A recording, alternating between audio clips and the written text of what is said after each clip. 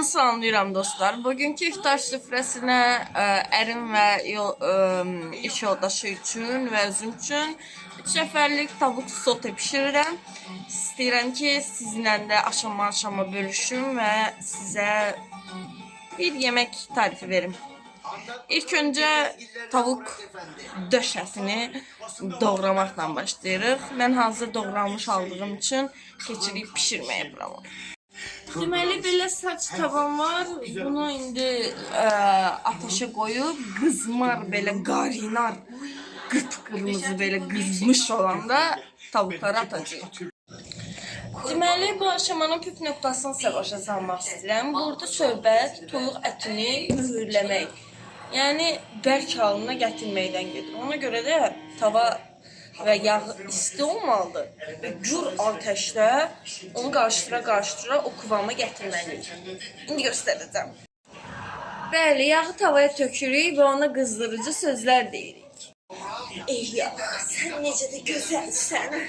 Ey yağ, sən necə də seksisən. Və beləlikcə yağımız qızır. Burada söhbət yağdan gedir. Sonra görürük ki, Türkiyədə yağı belə qızdırmırlar. Ona görə başlayırıq yağa küfür etməyə. Onun qızması üçün. Ey yağ, sən necə də əcayibsən. Ey yağ, qız bana qız.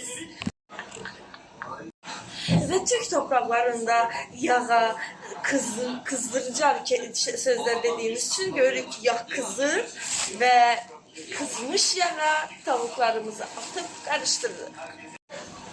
Deməli, zarafata qoyuruq bir kənara. Burada diqqətli dinləməyinizi istəyirəm ki, burada əsas tema toyuğun tam olaraq pişməsi deyil.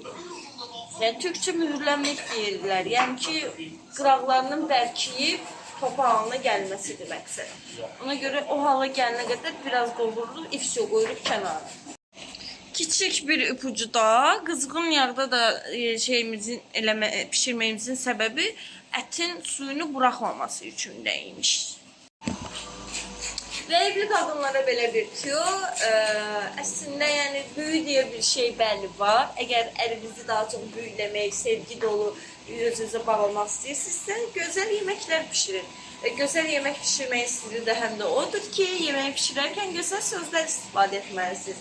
Məsələn, evet, bunu yiyəndən sonra ərin çox güclənsin. İftardan sonra mənə çox güclü təsir göstərsin.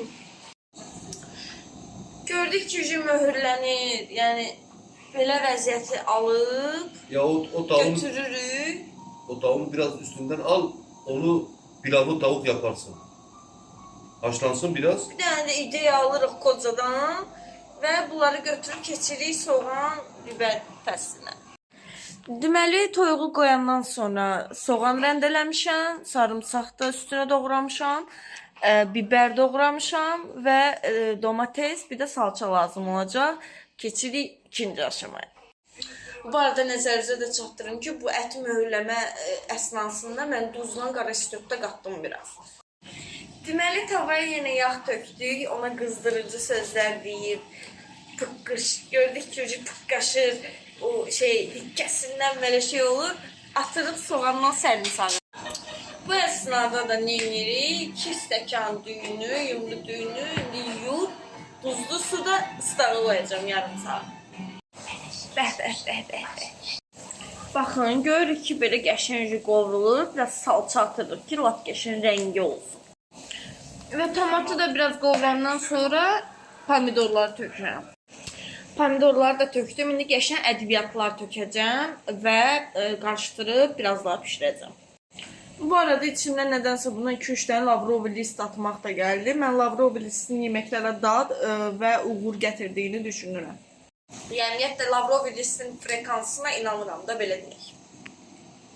Və yenə də deyim, püf nöqtası lavrovi listləri atanda sevgili sözcüklərdən istifadə etmək. Necə mi? Onun sümükləri iliklərlə dolsun.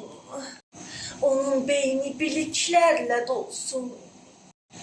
Onun sevgisi kemiklərmə dolsun. Deməli, duz, qırmızı istiyor, biraz da qara istiyor dökəcəm. Və qarışdırarkən də eyni ilə güc, performans, tutku, ateş, alev, geceler deyə onlamalar da yapırıq. Bəli, mən gedib bəziləri kimi muska yazdırmıram. Bəli, mən bəziləri kimi darda və bədbəxtcəsinə şam yandırıb nəsə eləmirəm. Mən bəzi bədbəxtlər kimi qara saplar dolamıram. Mən öz əlimi özümə sevgi ilə bağlayır və onu gözəl və sehirli kəlmələrlə yeməklər pişirərək onu özümə ovsunlayıram. Çünki mənim heç bir bədbəxtcəsinə sehrə ehtiyacım yoxdur. Onun rənginə, gözəlliyinə baxın. Onu qırmızı görürsünüz, nə qəşəng, möhtəşəm.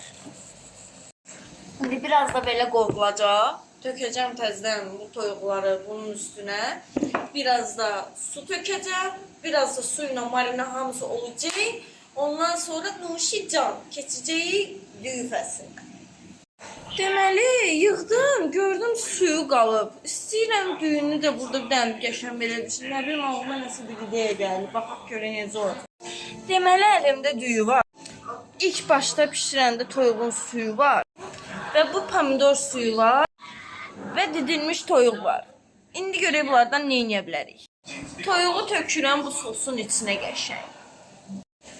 Bəli, çox yaxşı ağıl etdim. Qəşəng toyuqlar burada sosun canını aldı. İndi biraz da düyü atacağım bura. Düyünü qovuracağım, sonra bunu kənara qoyub qaynamağa su qoyacağım. Sonra bir tavaya qaynamış su, həmin bu tavuk suyu qəşəng marinə eləyəcəyik və düyü də hazır olacaq. Bəli, düyü qaynayır. Suyu çəkilənə görürsən ki 2 sm qalıb. Dəsmallı ya salfetkalı qazanla onu ateşin altını söndürüb qoyursan dəmə. Bir 10 dəqiqədən sonra hazır olur. Artıq iftara 1 saat qalıb və mən evi yığışdırıb süfrəni düzməyə başlayıram. İndi paylaşıram, davamını paylaşaram. Yəni nə bilim necə, hələlik tosta qatıram.